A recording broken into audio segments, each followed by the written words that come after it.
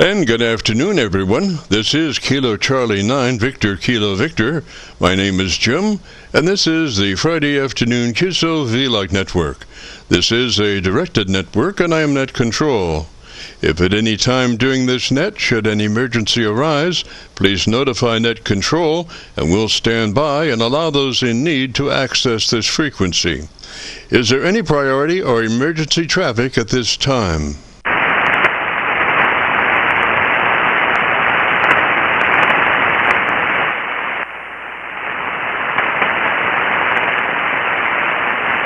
And hearing nothing, we will continue. This net is all about ham radio and being all that you can be. That's what our Qso-Vlog network is all about, trying to help people achieve the best sounding station possible. Thanks for dropping by. FYI, my background is 50 years in commercial broadcasting, where a lot of big bucks are spent on audio processing equipment and getting it set up correctly to get the best sounding station possible. Well, long story short, when I became a ham radio operator, I could hear immediately a large discrepancy in on-air technical proficiency. A lot of stations were running with very poor mic equalization, very muddy, with little articulation. And as I continued to work stations, I realized most of the stations were also running very low average peak modulation, many around 30% of average peak modulation. So with my background, I felt I could help, or at least try. I knew that most modern-day ham transceivers did have enough onboard processing equipment to be able to overcome most all of the problems, so it would just be a matter of developing a generic dynamic range setup procedure and then adjusting the onboard EQ gear. And so I started the Qso-Vlog network with the phrase, if you have a radio you want to check out, give us a shout. And today we're currently featuring over 3,500 Qso-Vlog Aircheck recordings. And you can access these recordings by going to YouTube and doing a call letter search for KC9VKV, followed by the word logbook. That's Kilo Charlie 9 Victor Kilo Victor, followed by the word logbook. And we also have a newer series called KC9VKV Highlights. That's Kilo Charlie 9 Victor Kilo Victor, followed by the word highlights on a YouTube search. These are some of our less technical and more human nature philosophical kinds of QSOs. That's KC9VKV, followed by the word highlights on a YouTube search. Both KC9VKV Logbook and KC9VKV Highlights are segments of our main YouTube homepage of Jim's Radio Story, where we celebrate a 50-year career in commercial broadcasting.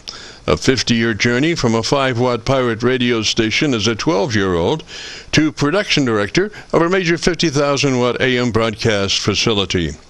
And the thing that makes this truly a unique story is that I have all the actual masters from all along the way. Over 2,600 shows, including many full-length major music concerts and radio documentaries. You'll have to check it out and subscribe.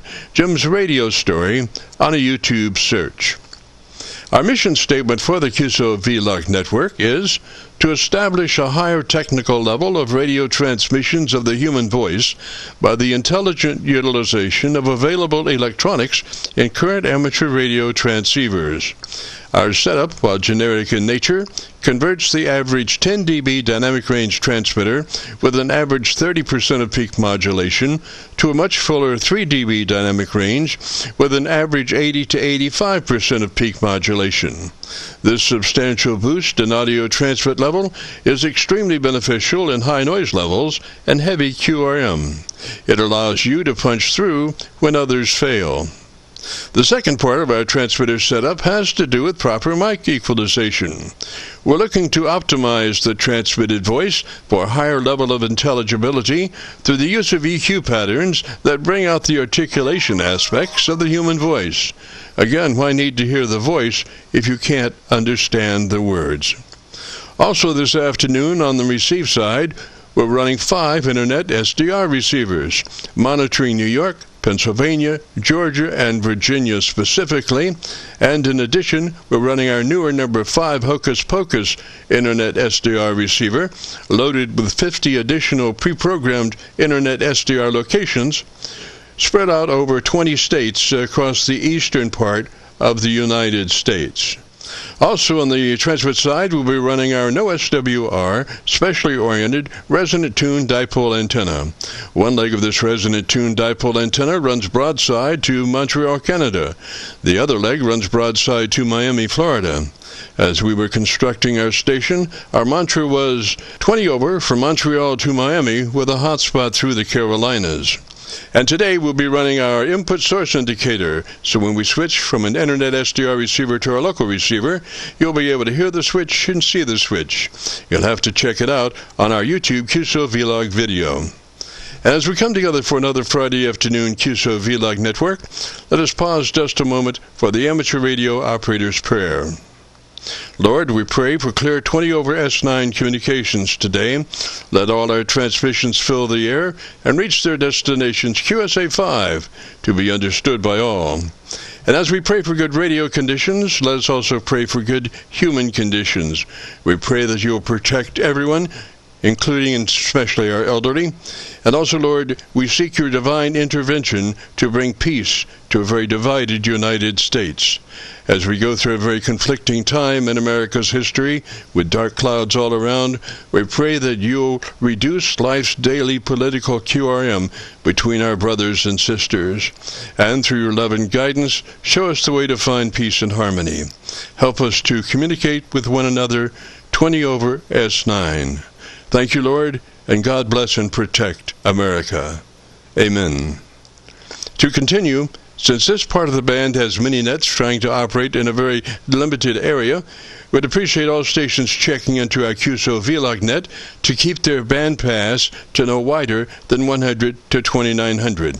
And again, please, no wider than 100 to 2900. This is the Friday afternoon Qso-Vlog network, and now with all that being said, let's open it up and see who's out there. If you have a radio you want to check out, give us a shout. Kilo Delta 9, Foxtrot at Juliet Uniform. You and I know each other from the repeaters in Louisville. Over. Roger that, Doug. Roger that. Everything been going okay for you? Roger that, Doug. Roger that. Everything been going okay for you? Yeah, everything's fine. I just, every now and then I listen to your program here in the afternoons on Friday, and I just wanted to say hello because I didn't hear anybody checking in. Over. Hey, Roger. And what is, where are you there? You're in Evansville or outside Evansville or what? You're in Evansville or outside Evansville or what?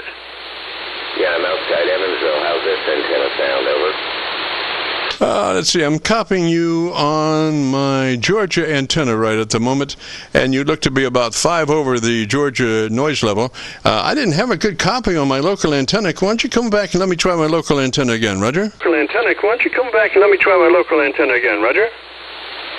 Yeah, well, it's pretty good that way for whatever reason. Does that sound good? Over. Yeah, I've got you. You got the noise, but I also got a good copy, and the fidelity's better on my local radio than my internet SDR. So, yeah, and I'm copying you. Gosh, come back and talk to me for a minute, and let me tell you what your level is. Yeah, Jim, you're 5'9" plus 10. 5'9". Give me a report. Over. Roger, you look to be about 3 dB over my noise level, so you're probably running about 100 watts, and I'm running about a kW. So therein lies the difference, Roger. All right, well, maybe our Qso will generate some traffic for you. I'll cut you loose and try to bring somebody in. Roger that. I was just thinking, I'm looking at your audio. You might check your ALC meter to be sure that your level's up. You know, we do that. The magic word is audio spoken into your microphone as your other hand is on the mic level control, and as your eyeballs look at the ALC meter, we want to be in that sweet spot, which is 2/3, 7 or 2/3 on the ALC meter. As you say the magic word audio, you become a human test generator, and your other hand is adjusting the mic level until your ALC meter is running 7 or 2/3, Roger? All right, I'll check it out. Thanks, Jim. 73. Yes, sir. Good to talk to you, Doug. You guys stay warm when these weather's coming up here, for sure. This is the Friday afternoon Qso-Vlog net. If you have a radio you want to check out, give me a shout. Kilo Bravo 8 Whiskey Echo Tango. Roger there. And what's the name? Roger there, and what's the name? Tim, Tango India Michael, Columbus, Ohio. Roger, Tim, and what radio are you running today, sir? Roger, Tim, and what radio are you running today, sir?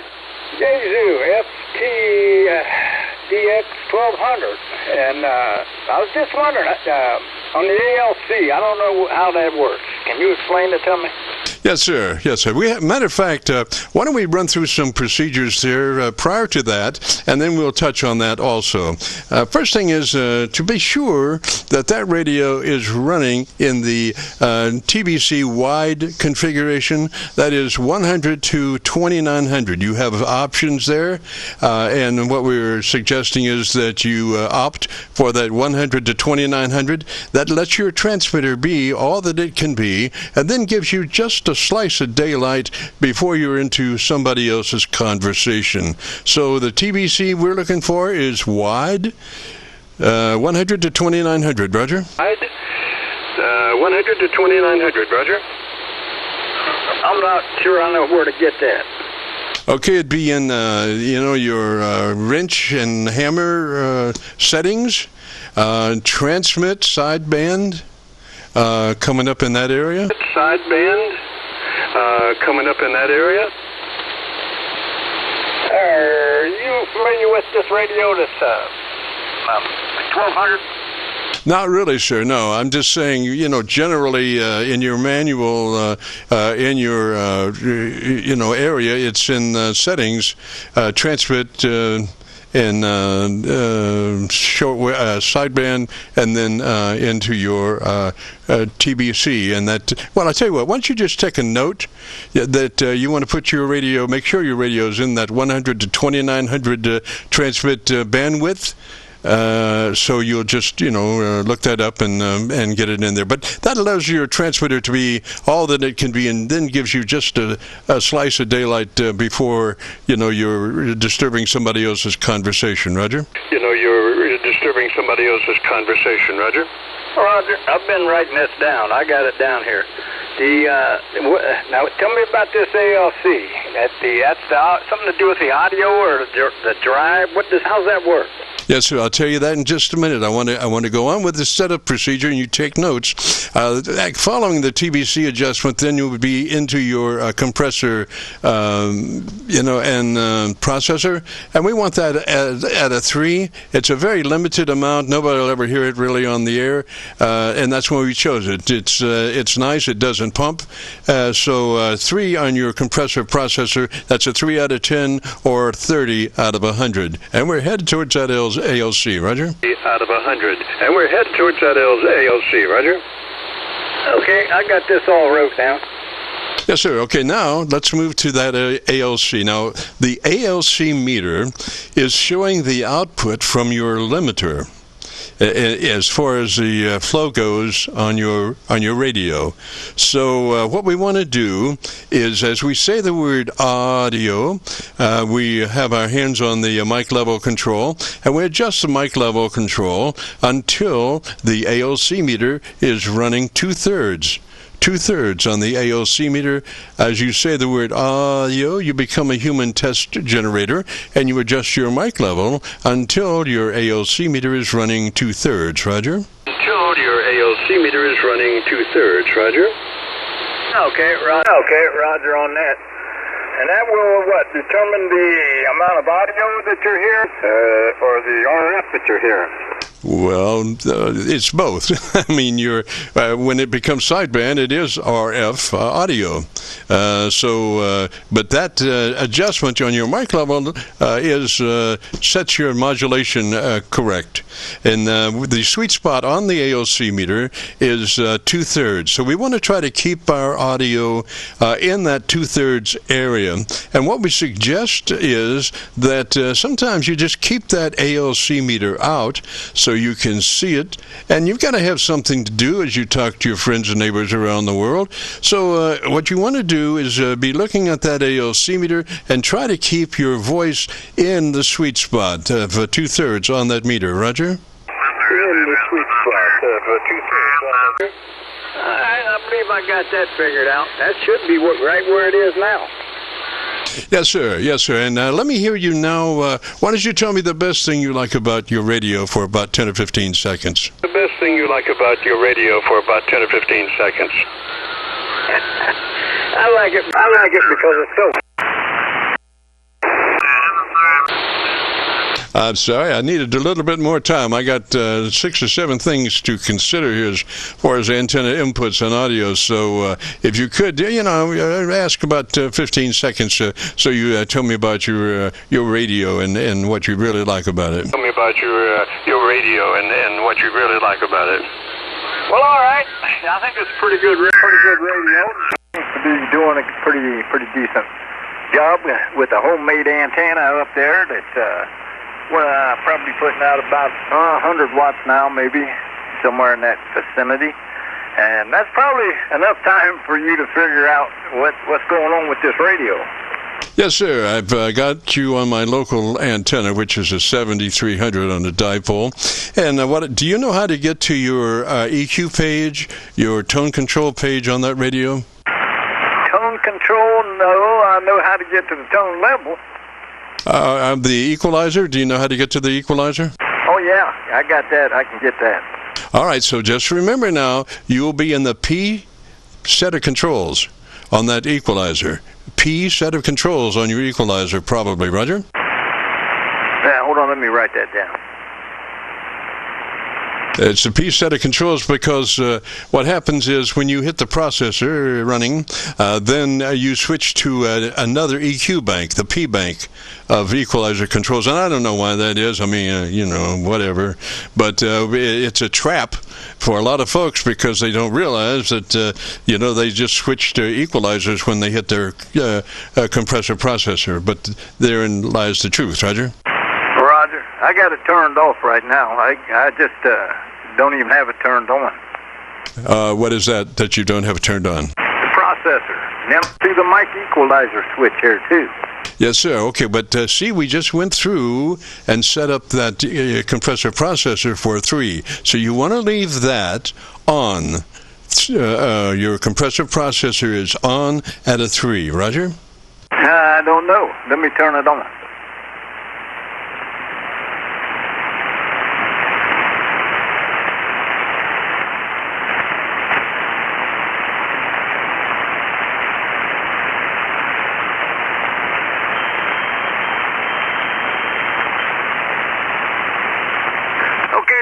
Turned on. It's turned on now.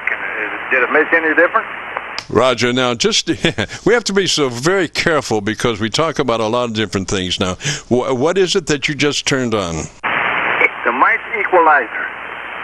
Yes, sir. Okay, do you have the compressor processor on? That was the original thing that we told you to put on a 3 out of 10 or 30 out of 100. Do you have your compressor processor on? Nope, but I can turn it on real quick. All right, well, that's where it needs to be, Sir Roger. Okay, there it is. Okay, so now you're on the P set of EQ controls. Roger? I don't know where it would say that. It doesn't say that anywhere. Yes, sir. Do you have, what kind of an equalizer do you have, sir? Is it like a 3-band with 6 different controls? No, I don't see any controls for the processor. It's either on or it's off. Yes, and well, there's an input level control for your compressor processor, and it should be on a 3. I would think. I mean, most things do have an input level control of some kind or another. So, what you're saying, you just have a switch, you don't have a level control for the input to your compressor processor. It don't show one. I'm sure it's got it, like you're saying. I have to get the manual out and do it with the manual.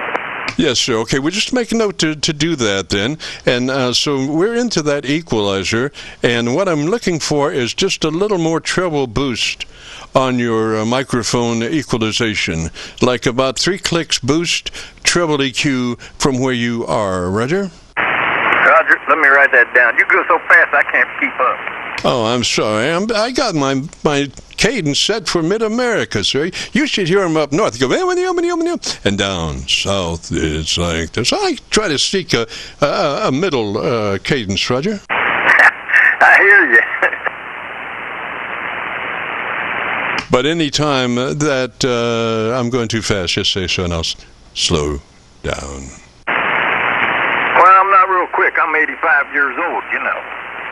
Hey, well, gosh, not too far behind you. Yeah, my better days have come and went. Well, I have come to the conclusion that as long as you can make it vertically around, that's a hell of a lot better than just being horizontal, if you know what I mean. Yeah, I do know what you mean, and I've been both places. You have a little English accent. European? No. Florida originally, and North Carolina. I've been through it, but I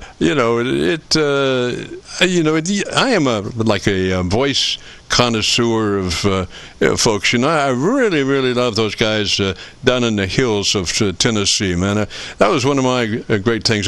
One time I built antennas, UHF and VHF antennas. I call them the Amish antennas because they were mainly made out of wood. They were like 8-foot booms. I made a VHF 7 element and a UHF 14 element, 8-foot long. Put one on one side and one on the other side, and a rotor in the middle, and away we go. But did it work? Why, of course, and the thing was that I was using 1/8-inch steel rods instead of these big aluminum thick jobbers. And what happens is you're talking about a gain, and it has to do with the smaller the elements, the higher the gain. And so on any good day, I was about 6 to 7 dB hotter than anybody else building antennas. And I would do, it's nice to be able to go out to one end of the band and the other end of the band on VHF, but most of that stuff is right towards the middle of the band. So I did peak my antennas for dead center of the frequency, and like I say, I was 78 dB hotter than anybody. I had what was called the Big Mama Banger, and I forget how many elements this thing had, but it was the 20-25 feet boom, and I would on any day be able to get a better signal on my Amish antenna than them. Roger? Roger. Well, you sure got a good signal in here to Columbus, Ohio, that's for sure. Roger. Now, so what's going to happen is when you get to that EQ, you're going to pump up the treble, and I'll give you some other parameters just in case you might have these possibilities in your equalizer. If you have the ability to shape the width of that treble boost, we want that on a 4. So that would be a 4 width if you have that adjustment within your capabilities. Roger? Roger on that. I'm writing this all down, and I'll get this manual out, and I'll figure out what's going on. Yes, sir. And the other thing is the frequency. If you have the ability to put in the frequency of that treble EQ push, we want that frequency to be ideally 2.7 kilohertz.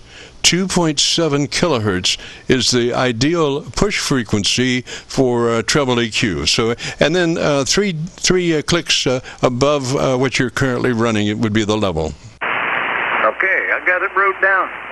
Yes, sir. Now, there's a couple of other parameters about that equalizer. We want to be sure that mid equalizer control is in the off mode, if you have an individual off mode for that, or plus or minus 0, because what we want to do is keep that mid-range flat. So flat would be plus or minus 0, or off or out of the circuit. Roger? Roger. All right, then down to your bottom end, your base control. We want that, if you can adjust it, we want that on 200 cycles minus 6. 200 cycles minus 6 with a width of 4 again. So it's a width of 4 minus 6, and the frequency is 200. Roger? Got it. All right, sir, and I think that should do you pretty well. And if you get a chance, check back with us next week, and we'll listen to all them numbers, and I think it'll be great. Roger? All right. If I get this all figured out, I'll be back next week. Thanks for the information and the guidance. KBAWET clear. Roger, Tim. And one other question. What kind of mic is that you're running? A D104. Amazing. It sounds really good for a D104. Usually they're like sheet tin. So you must have a built-in preamp on that D104? Yes, sir, I do. Yes, sir. So what you want to do is to make sure that your inboard mic control level is at a 4 or 5. 4 or 5 on your internal mic level control, and then adjust the difference in your outboard gear. And what that does, it allows the input level to be at a good level that you can plus or minus without any distortion. So that's when we say a minimum level on your internal mic control of a 4 or 5, and then adjust whatever you need to on your outboard gear, so that when you say audio, that ALC meter is running in the sweet spot of 2/3. Roger? Okay. Okay. That I don't know. How am I going to get that to be able to see what that control's doing? Okay, so you put your radio volume, your radio mic volume control, put it on 5. All right, and then be looking at your ALC meter as you key and adjust your outboard gear. You probably have a screwdriver adjust or a knob adjust or what, but to turn your outboard gear down until when you say audio, you're running in the sweet spot. Roger? Roger. Now, I don't have any audio when I put it on 5, do I? I'm sorry? So I just turned it down to 5 and was trying to talk to you, and there was nothing there. On your mic level control, you should be right in the middle of your mic level. Well, let me ask this: how is your mic level control specified? Is it 0 to 10, 0 to 100, or what? Let me look. Because if it's 0 to 5, then but let's see what it is. It will go all the way to 100. All right, so we want to be on 50. We're talking about half level. So 50 on your mic level control, Roger? Okay, let me write this down.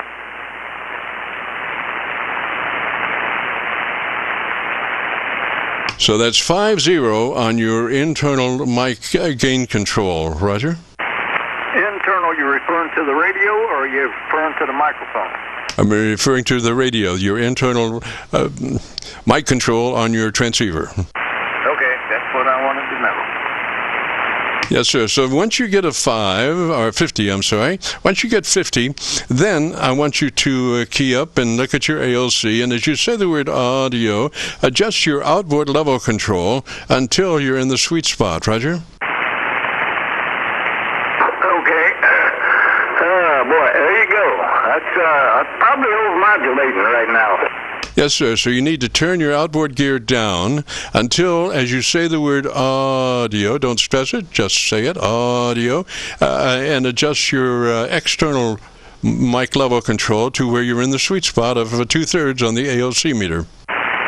Okay. I'm doing that right now. I'm bringing it on down. Is that getting better? Oh, yes, sir. You've got it going on now. And see, that way, running a 50 on your mic level control on the internal control on your radio, it gives it a lot of room to avoid any distortions. It's minimally, it's in a good position for your external gear to operate with. Roger? Roger on that. It might still be a little bit hot. Let me get your opinion. That sounded mighty good. All right, I think I'll leave it there. Yes, sir, I would do that.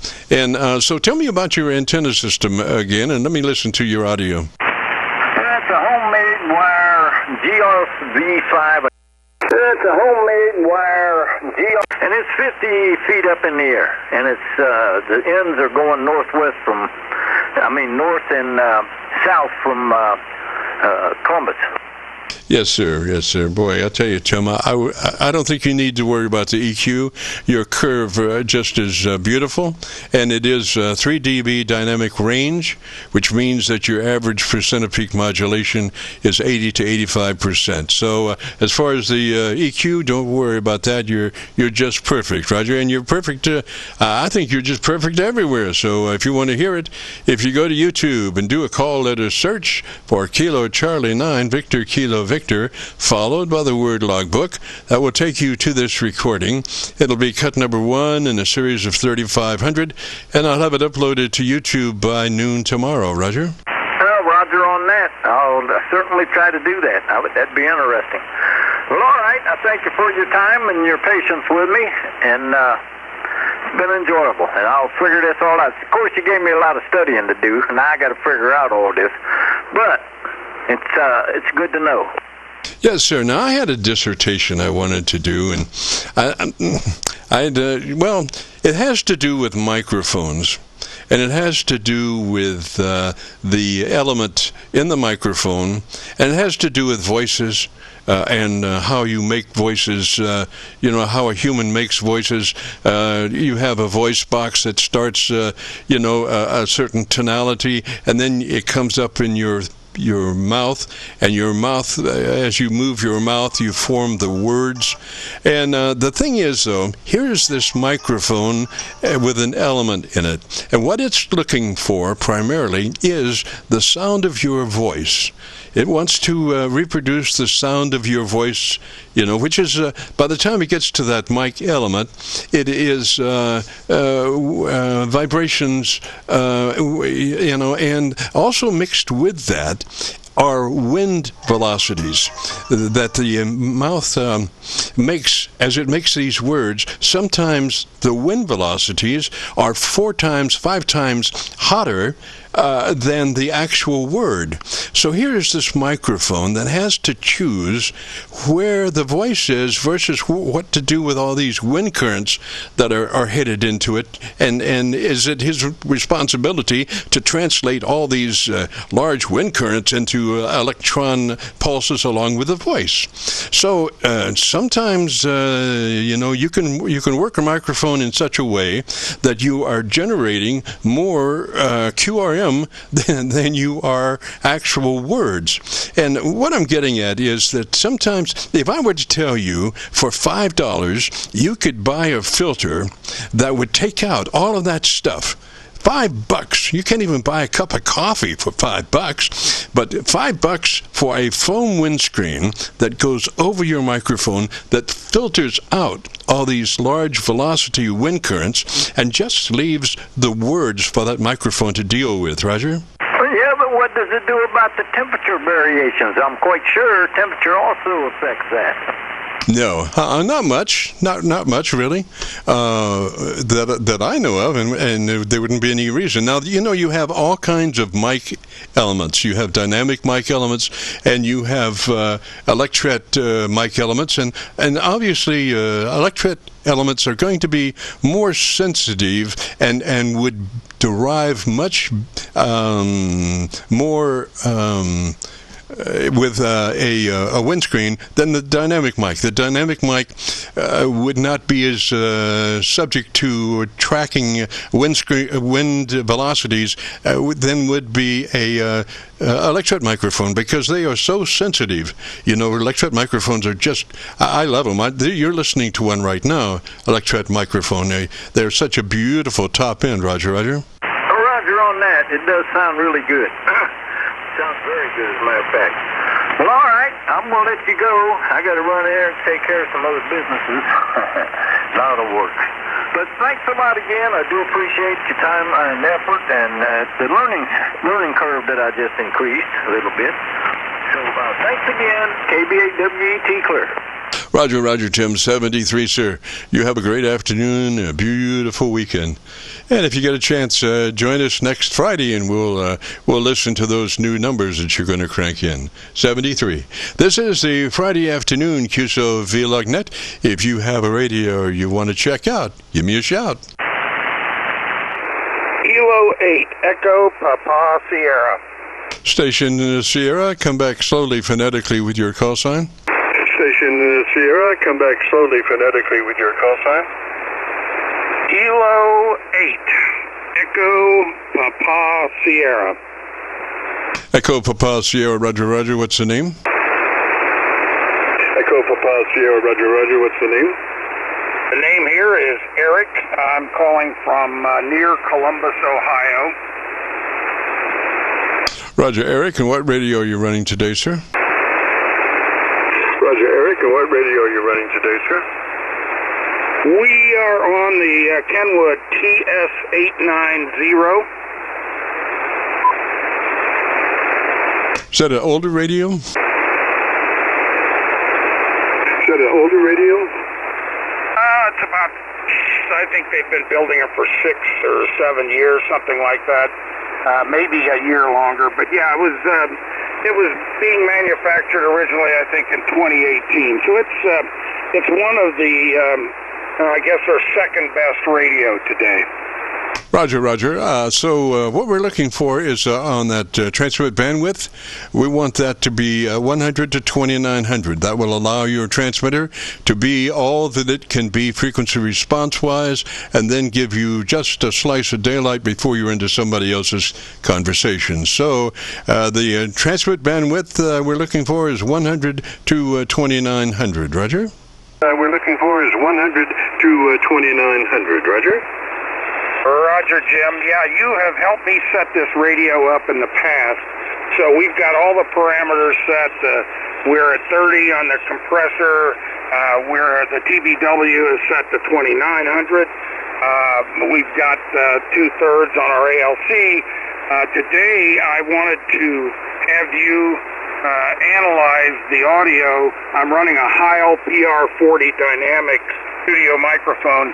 And I've normally been running it with the pop filter like you were just describing to the previous gentleman. And I was reading about the microphone from Heil, and it said that they had 3 layers of foam inside in front of the dynamic element to prevent the mouth sounds. And you always said when I was running the big foam cover that I had no mouth sounds, and it sounded very clean.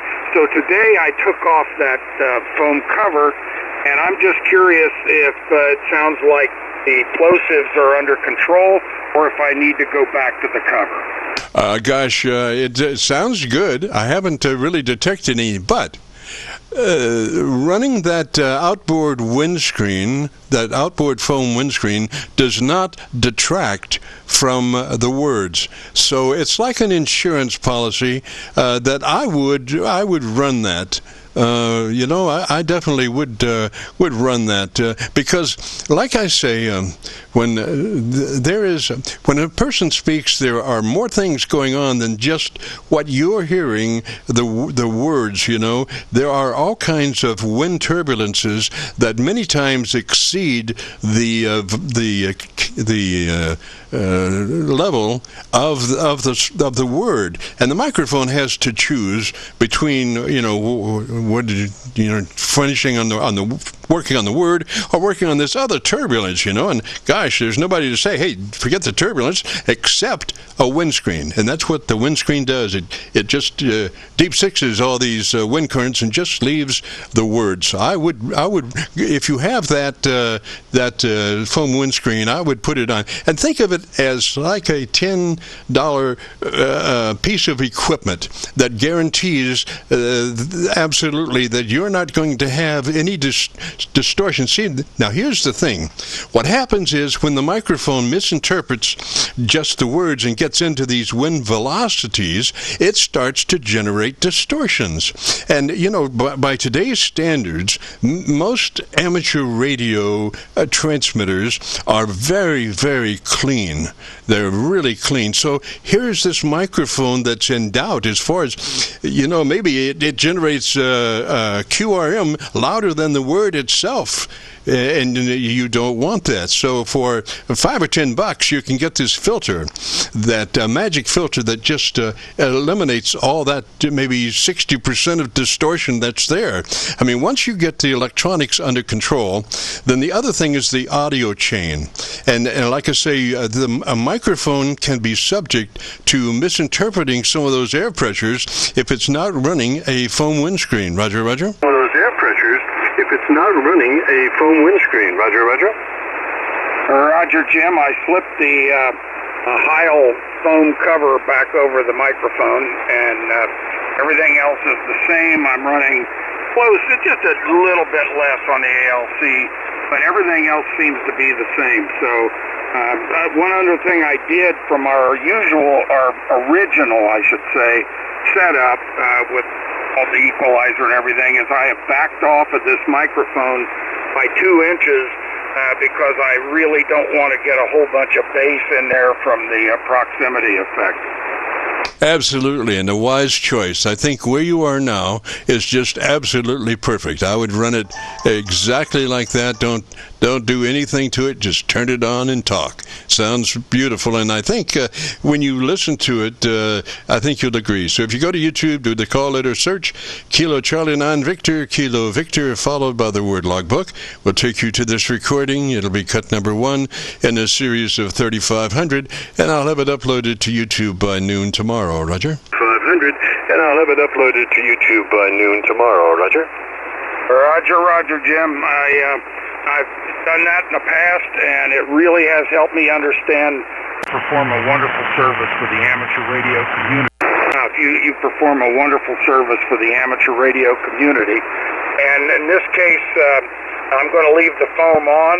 I am pleased that you weren't hearing any mouth noises, just with the standard Heil filtering inside, but that just tells me it's a good microphone. But I will run it with the pop filter, and I'm going to stay back 2 inches because I think when I looked at my audio waveform, I kind of liked it. It wasn't seeing any bass boost on it. Yes, sir. It looks really good. Now, you're not talking about a pop filter. You're talking about a foam windscreen, Roger? Not talking about a pop filter. You're talking about a foam windscreen, Roger?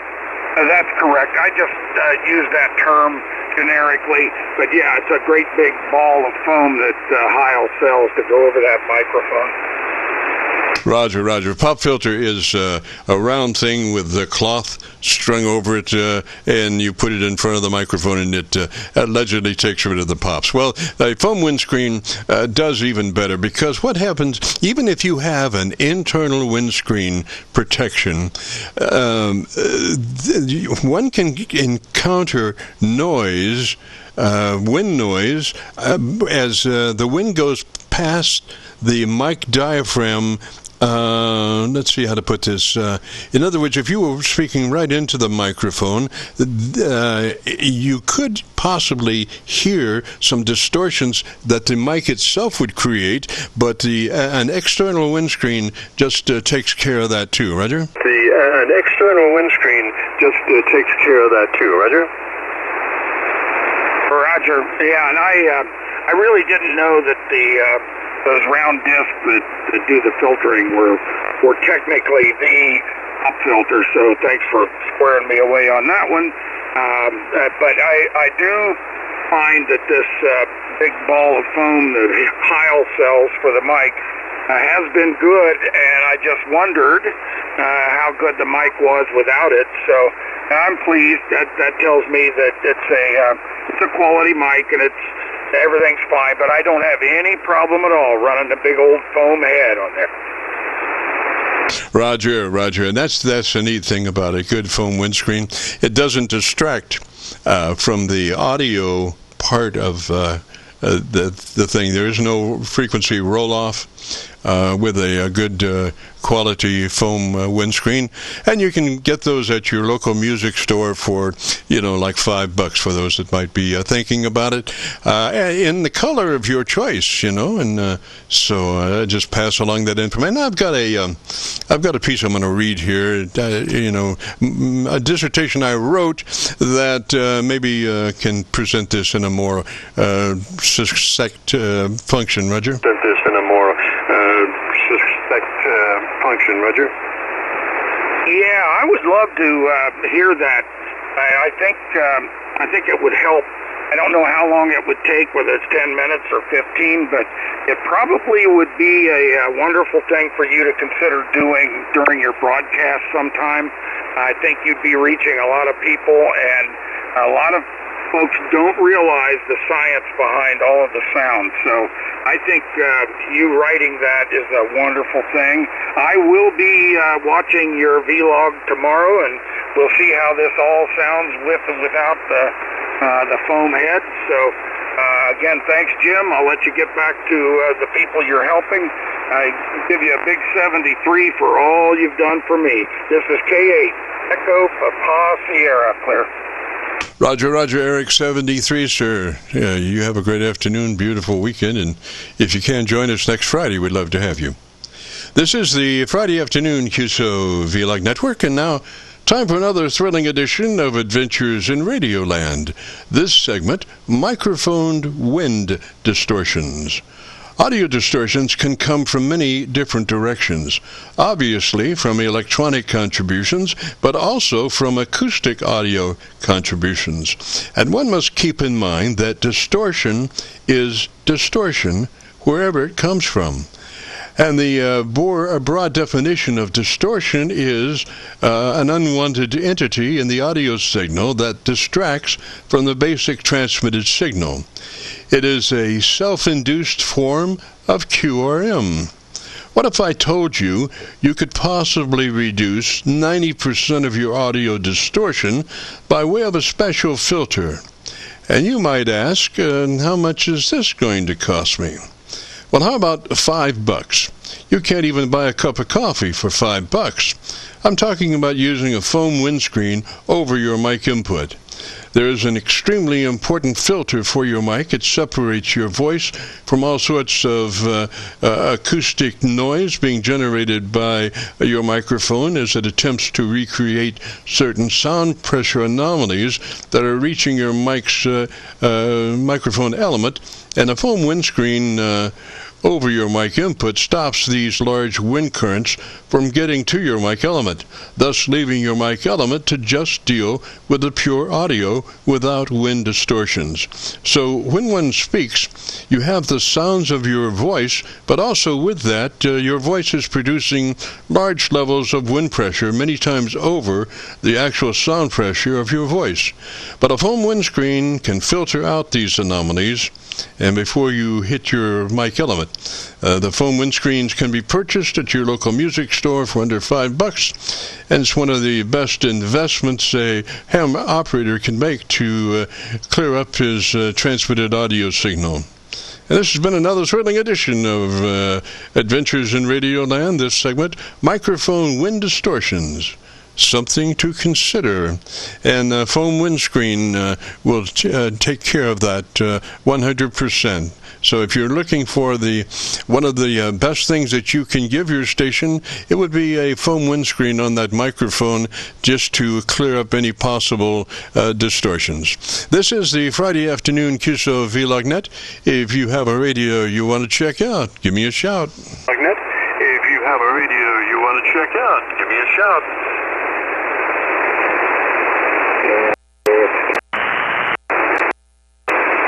Yeah, I heard somebody on my PASDR, sir, whoever it was, come back slowly, phonetically with your call sign. Yes, come back slowly, phonetically with your call sign. Kilo 9, Kilo X-ray, Kilo. Kilo X-ray, Kilo, Roger, what's the name? Kilo X-ray, Kilo, Roger, what's the name? Yeah, the name here is Gary, Jim, K9KXK. Roger, Gary, and what bus are you, sir? Roger, Gary, and what bus are you, sir? I'm located near St. Louis, Missouri, 50 miles north of St. Louis, here in Illinois, just across the Mississippi River. Roger, so you in Missouri or Illinois? Roger, so are you in Missouri or Illinois? I'm in Illinois, just across the river from Missouri. Yeah, roger that. And what radio are you running today, sir? Yeah, roger that. And what radio are you running today, sir? I'm running a Yaesu FDX10 and a Heil CR781. Roger that. Well, the first thing would be, if you would be interested, would be to check your TBC, your transmit band, your TBW, transmit bandwidth. We want that in a 100 to 2900 configuration. With that in the 100 to 2900 TBW, it allows your transmitter frequency response to be all that it can be, and then gives you just a slice of daylight before you're into somebody else's conversation. Roger? Slice of daylight before you're into somebody else's conversation, Roger? Roger, roger. That's where we're at right now, 100 to 2900. Roger, roger. Then to your compressor processor, we want that on at a 3 out of 10 or 30 out of 100. 3 out of 10 or 30 out of 100 on your compressor processor. On, and at a 3 out of 10 or 30 out of 100. Roger? Processor on, and at a 3 out of 10 or 30 out of 100, Roger? Testing 1, 2. Yeah, we're running about a 40 on the processor here. I might have it too hot. Yes, sir. So you have 0 to 100 on your input level to the compressor processor. If you do have 0 to 100, then you want it on 30, Roger? Processor, if you do have 0 to 100, then you want it on 30, Roger? Okay, I'll turn it down to 30. Roger, roger. Then we move to your ALC meter with mic gain in hand. And as you say the word audio, adjust your mic level control until your ALC meter is running 2/3. So you become a human test tone generator as you say the word audio. Excuse me. We're not interested in the second part of that word, just mainly the audio. You become, if you look at that word and just the audio part on a spectrum analyzer, it's just amazing because it's just wall to wall across the spectrum analyzer is information. So it's a beautiful tone to set up with since it is so multifaceted. Roger, roger. Set up with since it is so multifaceted. Roger, roger. Roger, roger. Audio. Still way too hot there on the mic gain. I'm going to turn that way down here. Okay, audio. Okay, so don't stress it. Just say it like you would say any other word in a QSO. Don't stress it. Just say it like you would say any other word in a QSO. Audio. That's about it there. That's only about 20 on my mic gain. Roger. And now, see, the thing is, you can make that word longer. Audio, saudio, and it's easier to adjust. It's very simple to adjust. The longer you can make it, the easier it is because it's a steady state tone, and you've got your hand on that mic volume control, and you just turned it up to that sweet spot of 2/3 on your ALC meter. Roger. It up to that sweet spot of 2/3 on your ALC meter. Roger. Roger. That's where it's at now, about 2/3. I'm talking about 2 inches from the mic here.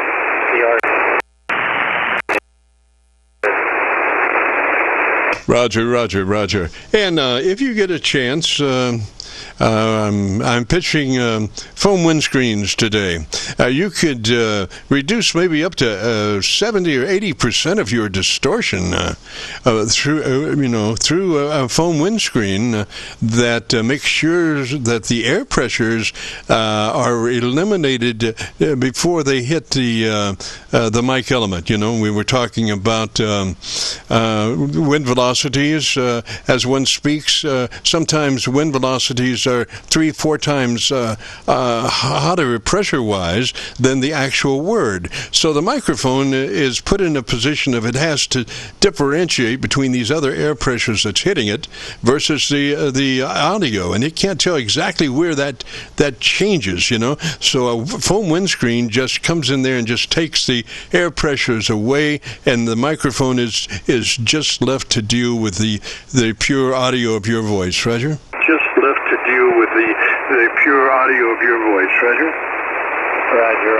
Yeah, this has the built-in foam inside of it. There's 3 layers of it. And when I talked to Bob Heil for that, he told me that it wasn't necessary for the big foam. And on this mic, I know my electric mic I've got that I use on the 7300. I do have them on there. I never did put one on. If you think I need one, maybe I'll get one. I think I've got them around here. Roger. The price is right.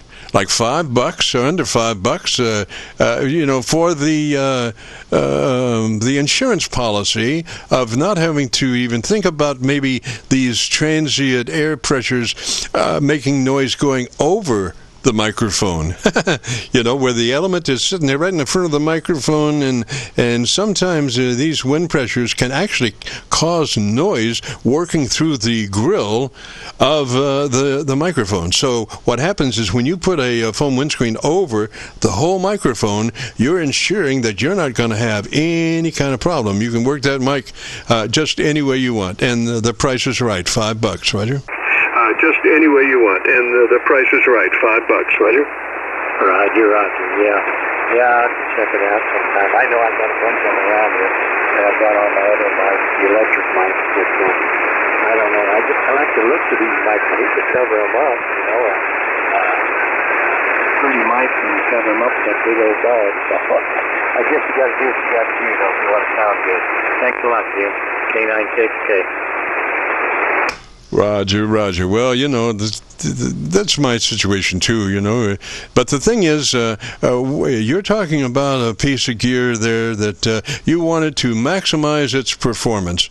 And the best way to do that is to keep those external wind currents from your mouth from getting into that element at all, and forcing the mic to make choices between your voice and noise or wind pressures. And the wind pressures, like I say, can be 4 or 5 times higher than the word. So it really has to do a heck of a job, and that's what a foam windscreen does. It just cuts all that off.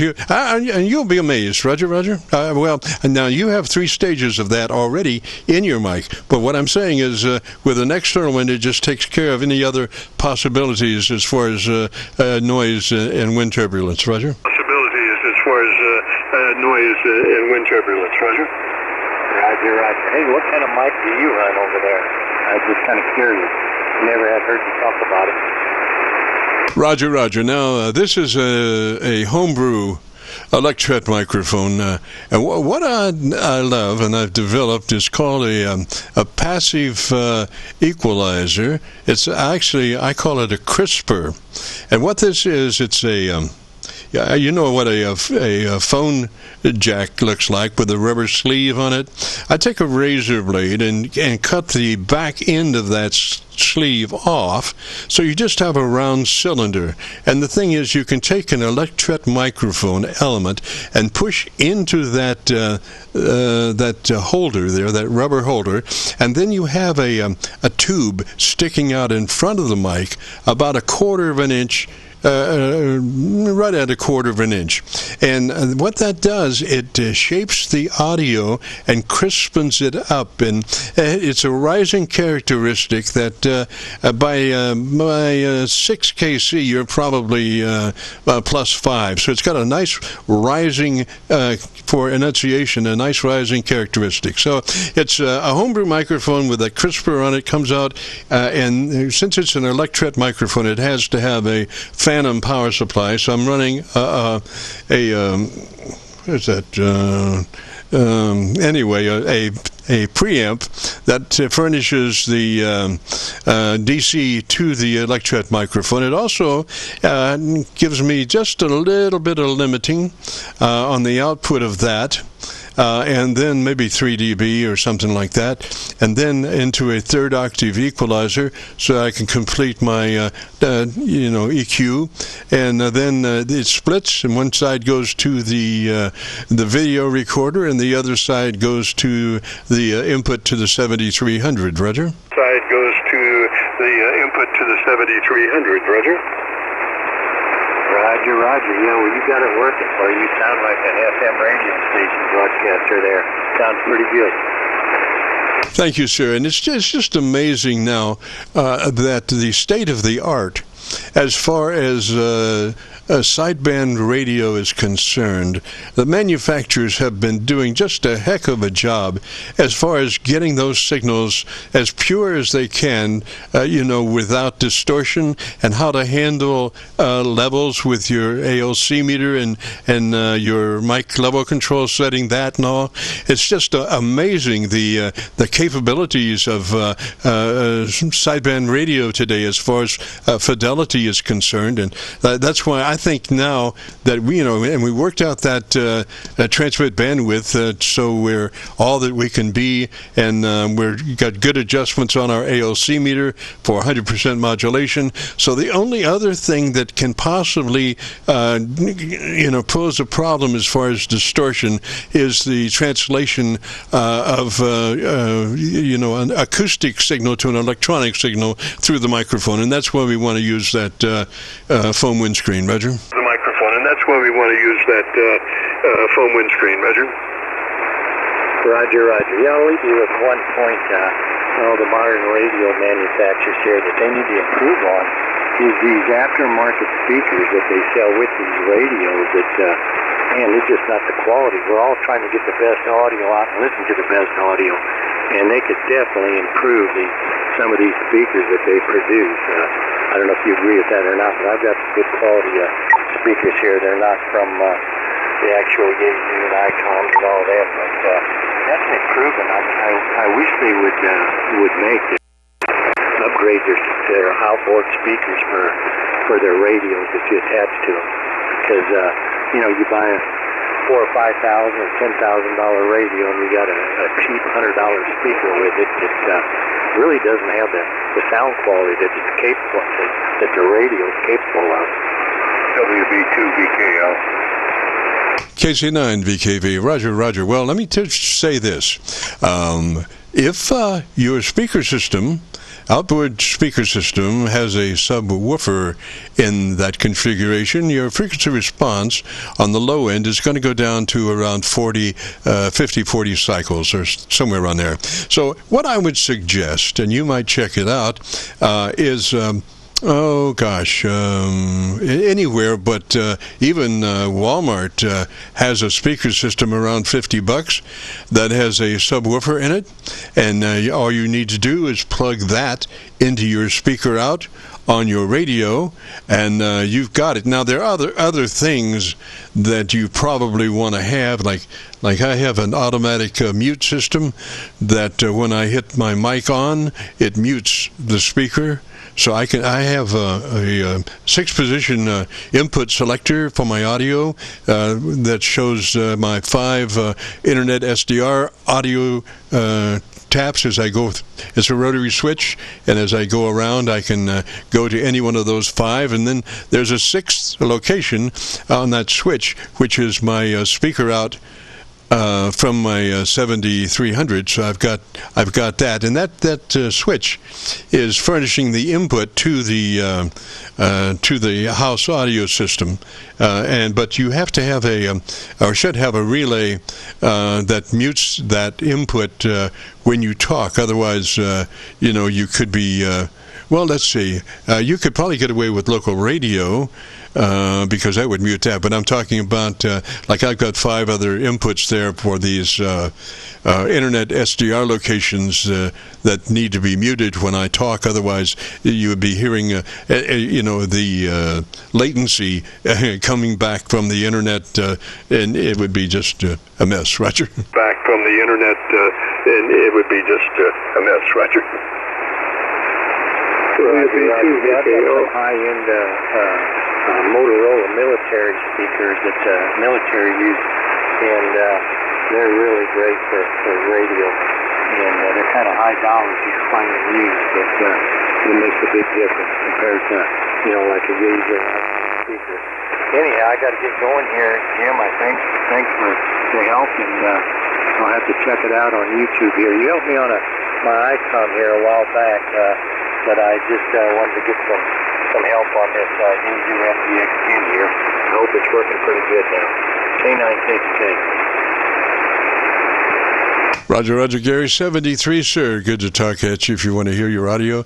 If you go to YouTube and do a call letter search for KC9VKV, followed by the word logbook, will take you to this recording, and I'll have it uploaded by noon tomorrow. So, 73.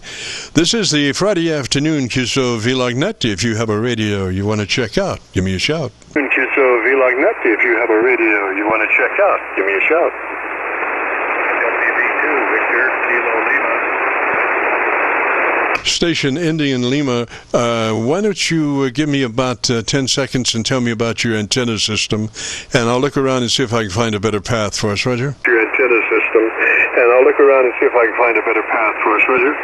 Roger. This is WB2VKL, Central North Carolina, operating with a sky loop that is cut for 160 and 40 meters, and I would like to check out the meters. And I would like to check out the very first use of my Heil Pro 7. I'm using a Heil Pro 7 for the very first time. WB2VKL, back to you, Jim. Roger. Well, let's see. What is the name there? Roger. Well, let's see. What is the name there? Name is Steve, as in Steven. Go ahead. Roger, Steve, and what's your location? Roger, Steve, and what's your location?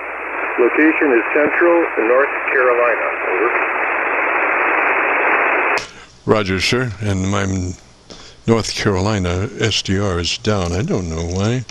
It's towards the end of the hour. Well, towards the end of the show, some of my stuff goes astray, and it's just a pain to try to keep up with it. But let me do that.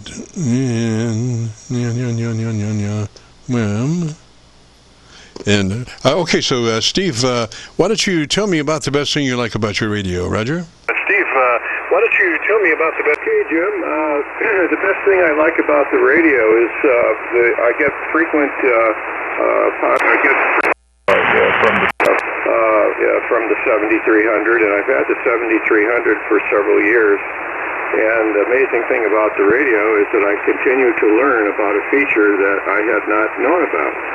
And if you dig into some of the forums and into the manual, you'll find out about a setting that I didn't know anything about. Now, the particular microphone that I'm concerned about today is the Heil Pro 7 with the Heil cartridge that was specified for the ICOM radio. Back to you, Jim, WB2VKL. Roger that. Okay, I've got you on my my Boonville, North Carolina SDR. Boy, you're really sounding pretty good there.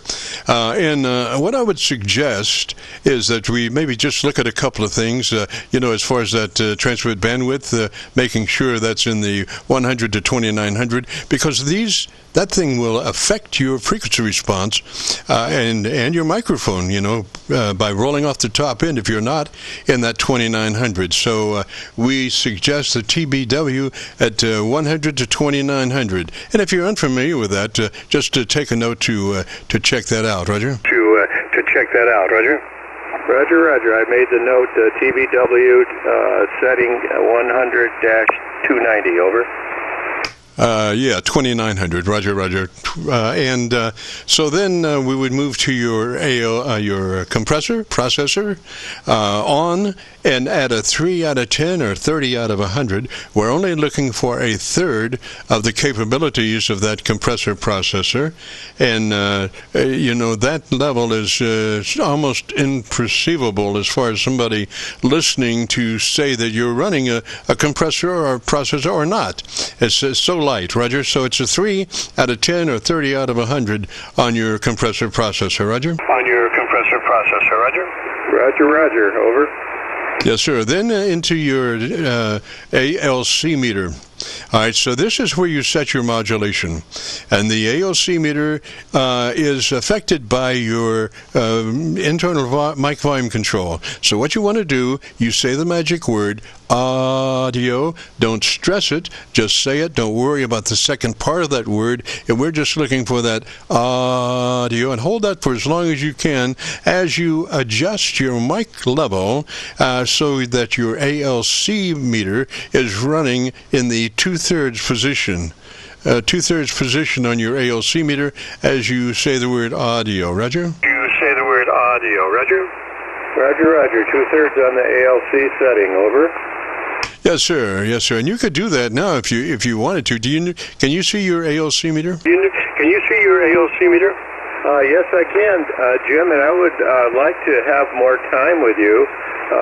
But if we could go back to the microphone.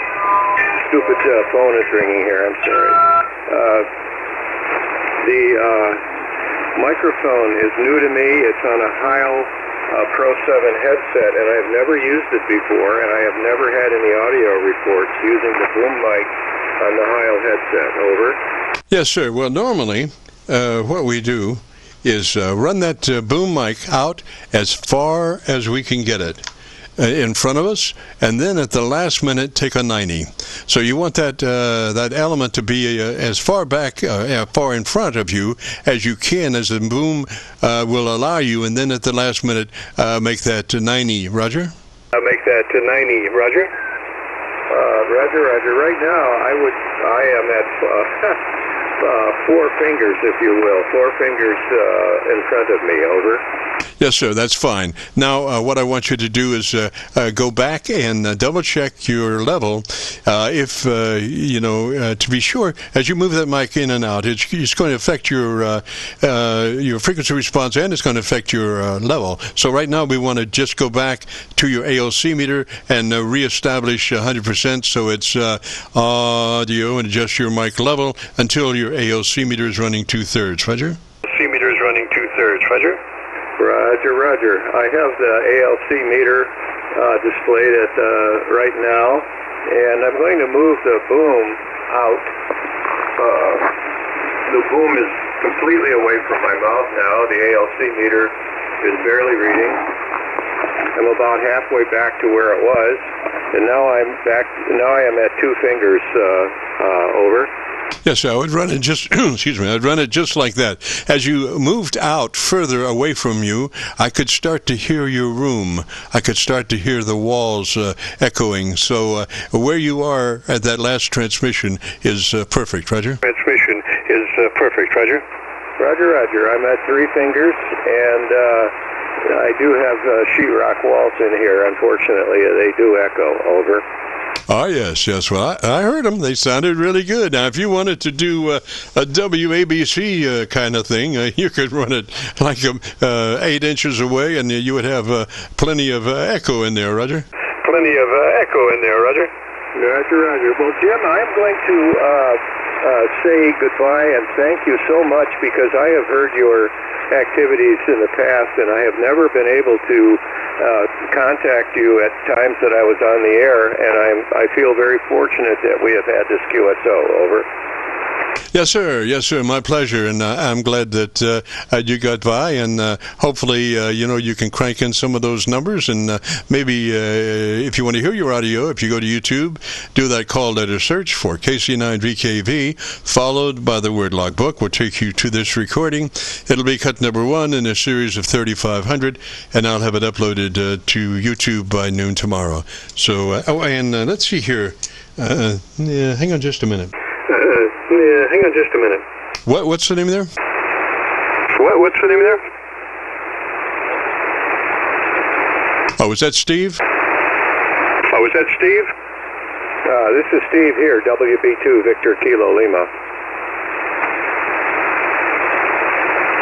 Roger, Steve, and let's see here. You're in North Carolina, and what radio is that you're running, sir? This is my 7300, over.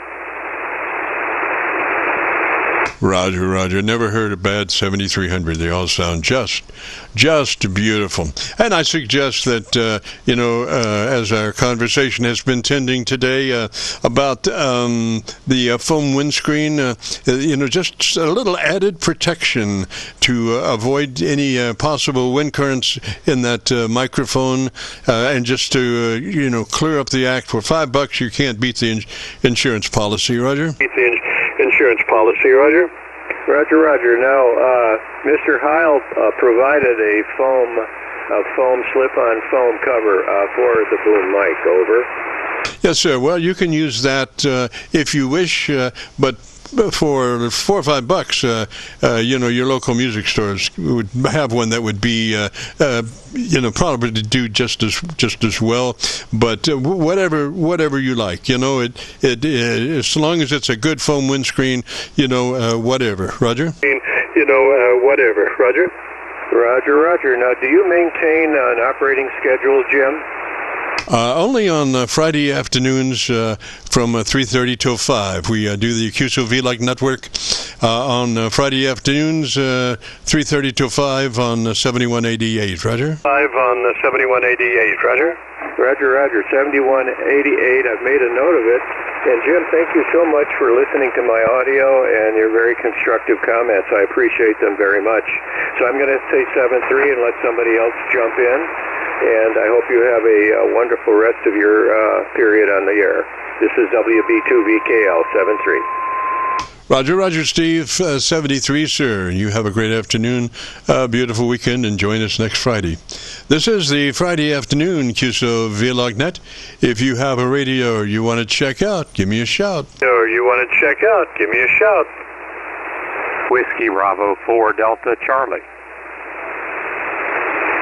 Whiskey Bravo 4 Delta Charlie, Roger, what's the name? 4 Delta Charlie, Roger, what's the name?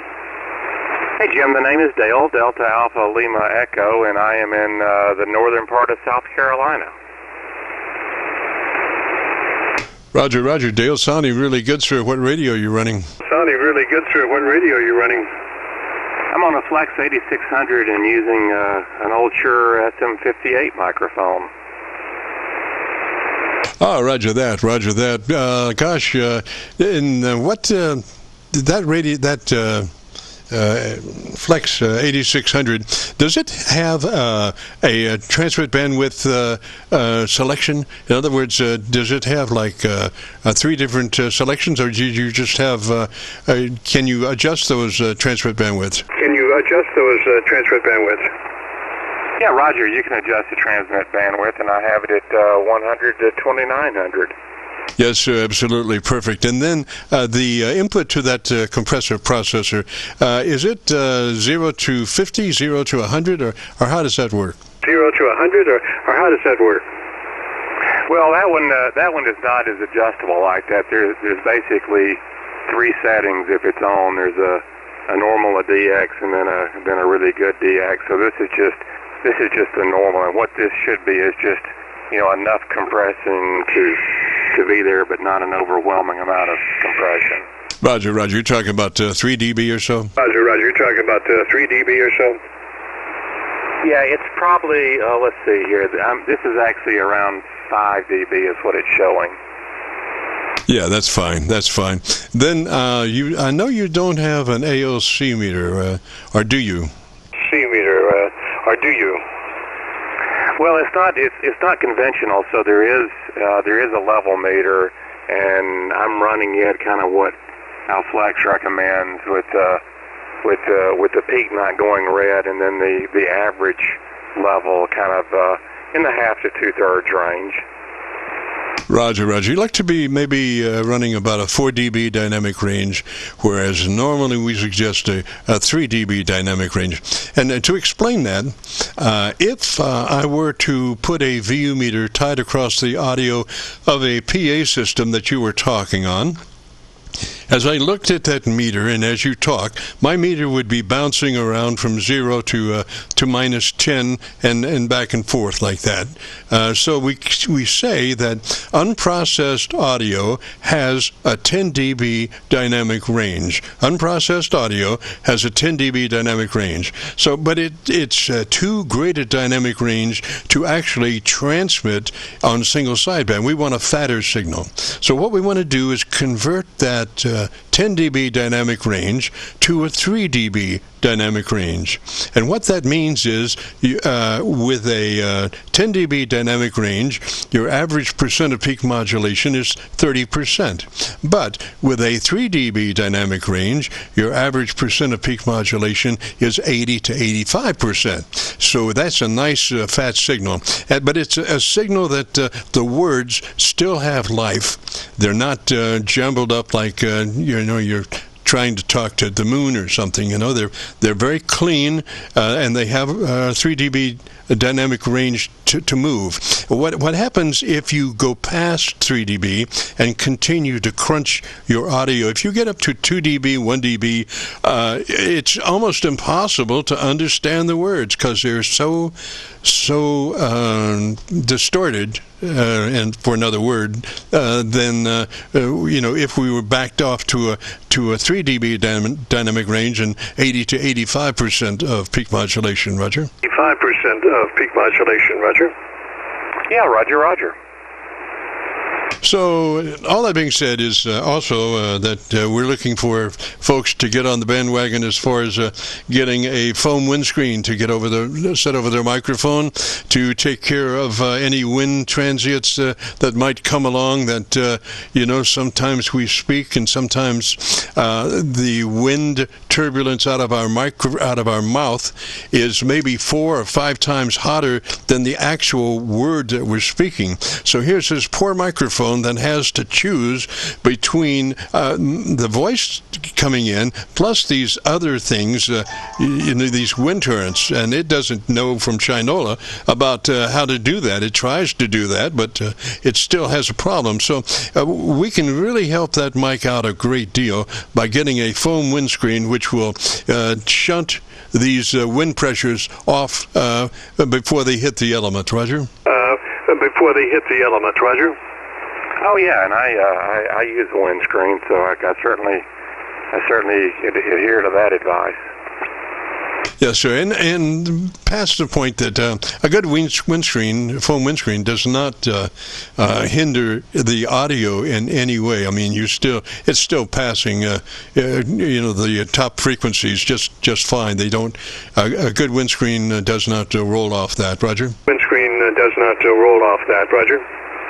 Oh, Roger. Yeah, I always try to use a windscreen, and then plus for the pops and stuff too. So that's always a good operating technique. Yes, sir, and it just makes the voice just pristine. There's no trail of any kind of stuff. Like take ICOM and their supplied hand mic, the one that Bob Heil made for the ICOM 7300, 7610. That microphone is just ideal, but you have to work it in a specific manner. You can't talk directly into that element. You have to pull that microphone, the handheld mic that's supplied with the 7300 or the 7610. You have to pull it to the corner of your lips and talk across it. And if you do that, then your audio is just pristine, Roger? Your audio is just pristine, Roger? Oh yeah, well I think a lot of hand mics sound better if you talk across them instead of into them. Yes, sir. That's true. But more important on the electret mics, because they are so sensitive. An electret mic, as far as top-end response, is probably on any good day maybe 6 to 7 dB hotter at 6K than a dynamic mic. Now, I say that without a lot of experience, but I do know electret mic elements are just phenomenal as far as top-end frequency response, and being able to pick up those small little nuances, Roger. Those small little nuances, Roger. Oh, Roger. Well, of course, I mentioned I was on a SM58, so I'm using a dynamic microphone, and that way not having to think about phantom power and all those other little tidbits. Yeah, Roger, that is one of the things about an electret microphone. And the thing also is that you can't plug an electret microphone just into a phantom power supply, because that's 48 volts, and that electret microphone wants to see about 8 volts. So you have to put a load resistor in there to take the voltage down from 48 volts to 8 volts, or in that area anyway. Well, all right, gosh, it is time. We appreciate the shout there, Dale. And if you want to hear your audio, if you go to YouTube. Oh, I wanted to do one other thing. I wanted you to check your your ALC. I want you to check your ALC level. That is the one where you go audio and adjust your mic level until your ALC meter is running 2/3, Roger. Sound like you might have been just a little light. 2/3, Roger. Sound like you might have been just a little light. Okay, well, let me do a double check on that. Audio. Let's see, I could bring it up just a little bit. How about that? Audio. How is that? Yes, sir. You got it going on, bud. And like I say, that audio, if you go to YouTube, do the call letter search KC9VKV, followed by the word logbook, and it'll take you to this recording, and I'll have it uploaded by noon tomorrow, Roger. Roger. Okay, sounding good, sir. 73 that way. Sounding good, sir. 73 that way. All right, 7-3, Jim, and thank you, WB4DC.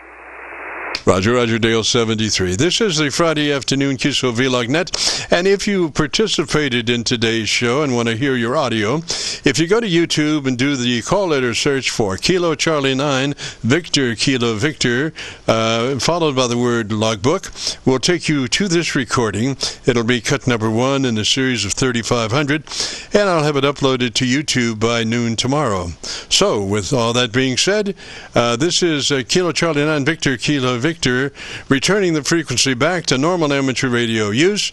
This is KC9VKV, clear.